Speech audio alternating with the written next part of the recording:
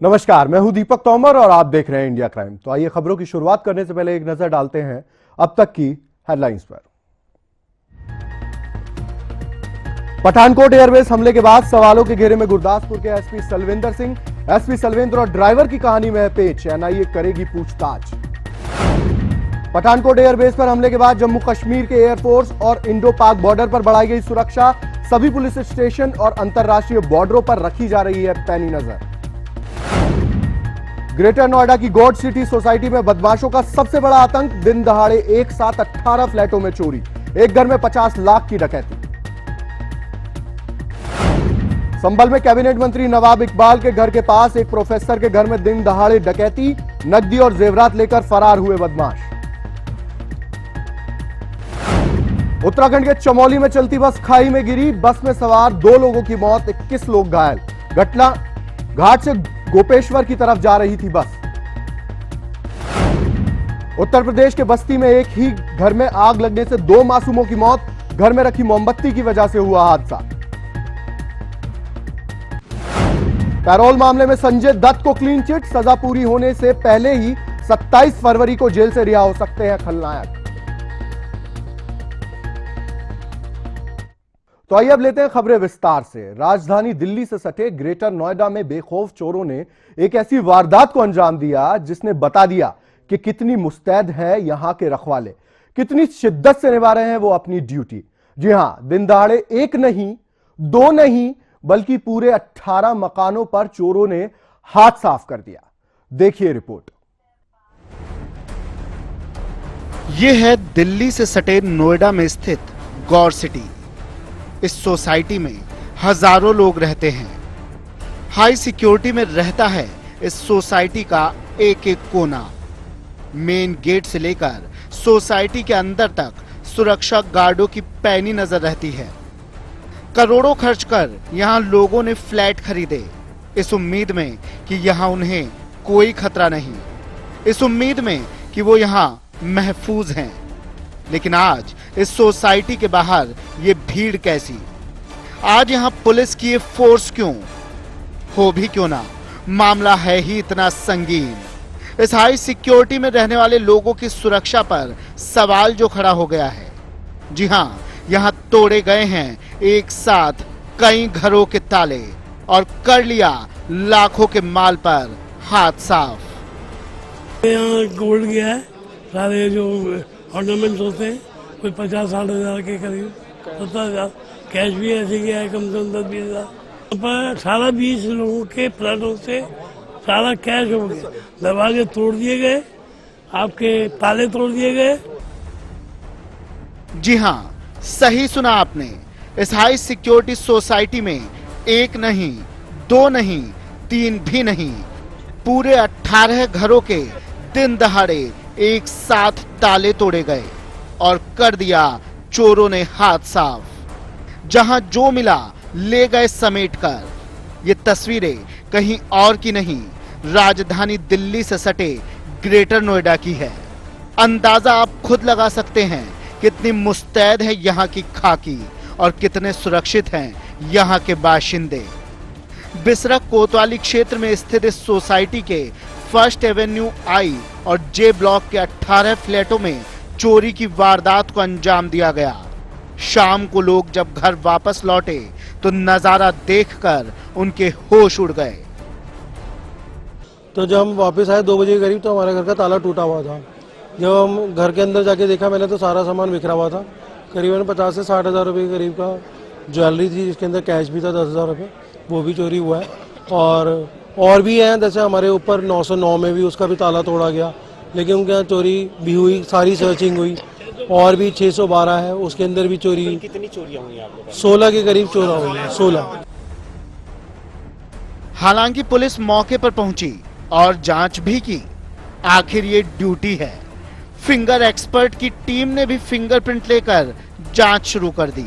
लेकिन सवाल वही है कि आखिर इतनी बड़ी वारदात को अंजाम देने का हौसला चोरों में आया कैसे?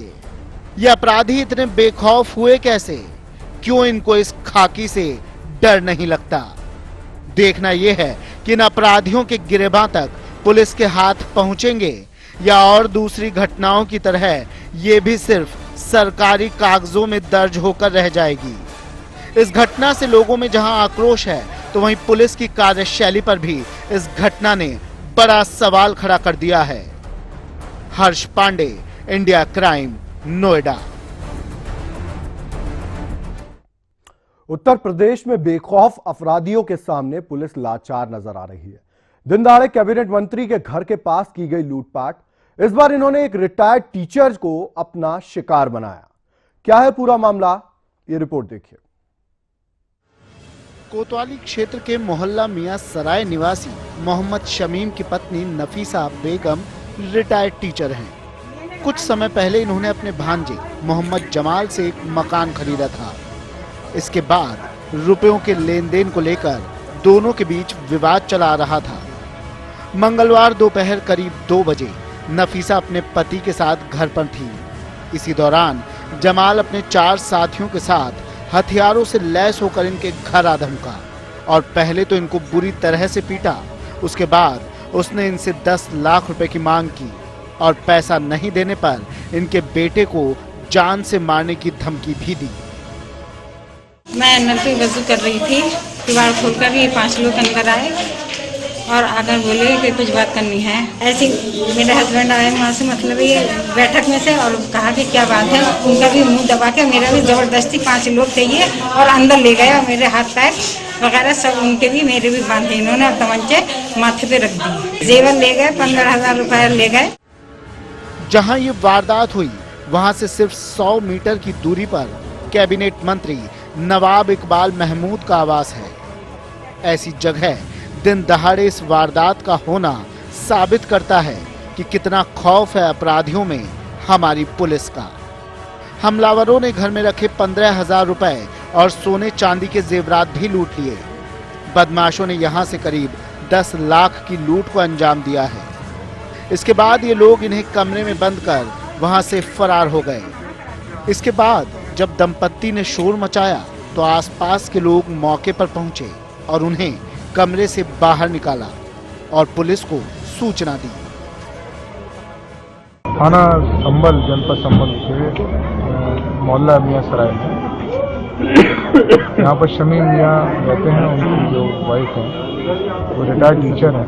उनका भांजा जमाल अपने 3 साथियों के साथ में आया और उनका कैश और जेवरात जो है घर से लूट गया। उनके साथ मारपीट की है। कैबिनेट मंत्री के घर के पास एक रिटायर्ड टीचर से हुई लूट की सूचना पर पुलिस महकमे में हड़कंप मच गया। सूचना पर पुलिस भी तुरंत मौके पर पहुंची, लेकिन सवाल यही है कि उत्तर प्रदेश में बेखौफ अपराधियों के सामने पुलिस का कद आखिर क्यों बौना साबित हो रहा है? क्यों लगातार इस तरह की वारदातों में इजाफा हो रहा है? सद्दाम हुसैन, संभल, इंडिया क्राइम। जिला पंचायत चुनाव होने के बाद से लोग चुनावी रंजिश निकालने में लगे हैं। इन सब के बीच जिला पंचायत अध्यक्ष चुनाव भी हिंसक हो गए हैं। हाथरस में समाजवादी पार्टी के जिला पंचायत अध्यक्ष पद के प्रत्याशी ओमवती यादव के भतीजे संजीव यादव पर मंगलवार शाम ताबड़तोड़ गोलियां बरसा दी गईं। गोली लगने से घायल संजीव को इलाज के लिए जिला अस्पताल में भर्ती कराया गया है, जहां उसकी हालत नाजुक बनी हुई है। अस्पताल में जिंदगी के लिए जूझ रहा ये शख्स समाजवादी पार्टी से जिला पंचायत अध्यक्ष पद की प्रत्याशी ओमवती यादव का भतीजा है। मंगलवार शाम संजीव यादव 2 जिला पंचायत सदस्यों के साथ स्कॉर्पियो कार से जा रहा था। उनके साथ जा रहे एक समर्थक ने बताया कि रास्ते में कुछ लोगों ने जबरन उनकी गाड़ी रोकने की कोशिश की। इस बीच संजीव यादव ने गाड़ी से उतरने की कोशिश की तो हमलावरों ने गाड़ी पर ताबड़तोड़ गोलियां बरसा दी। ये लोग मेडू से जा रहे थे, मेडू से 2 लोग गाड़ियां इनके पीछे पड़ी हैं, तो फिर और उसके बाद ये लोग वहाँ से इन लोगों ने आगे किया है, तो वहाँ से इन्होंने घबराने की कोशिश की है, तो लोगों ने वहाँ से तो गाड़ी आगे लगी है, दूसरी गाड़ी पीछे से आके उन लोगों ने जबरदस्त राजराम जी को खींचने की कोशिश की है और जब इन्होंने नहीं दिया उनको तो उन्होंने लगातार गोलियों की बारिश की है। हमलावर कौन थे, उनके बारे में बताने के लिए अभी तक साफ तौर पर कोई भी कुछ भी बोलने को तैयार नहीं है। उधर घटना की जानकारी के बाद उप जिलाधिकारी भी मौके पर पहुंचे, लेकिन इस मामले में वो भी कुछ बोलने से बचते नजर आए। से आए हैं, बचा हुआ अभी अब पता चल रहा है ना, देख रहे हैं डॉक्टर सर्टिफिकेट निकाल रहे हैं। जी देने ये कौन है, प्रत्याशी के कुछ नजदीकी है, क्या चीज है? अभी तो मैं आई हूँ, अभी तो नहीं जा, तो इसके बारे में बताएंगे। देखो अभी पता करते हैं, पता करने के बाद पता चल जाएगा। हमले का आरोप दबी जुबान में विपक्षी पार्टी के नेताओं पर लग रहा है। हालांकि उनके नाम सार्वजनिक तौर पर न तो उस वक्त गाड़ी में मौजूद समर्थक बताने की हिम्मत कर पा रहे हैं और न ही police. Ranjit, India crime, Hathras. Crime report में फिलहाल वक्त एक छोटे से ब्रेक का। ब्रेक के बाद आपको बताएंगे कि यूपी में एक बार फिर कैसे शर्मसार हुई खाकी। देखते रहिए इंडिया क्राइम।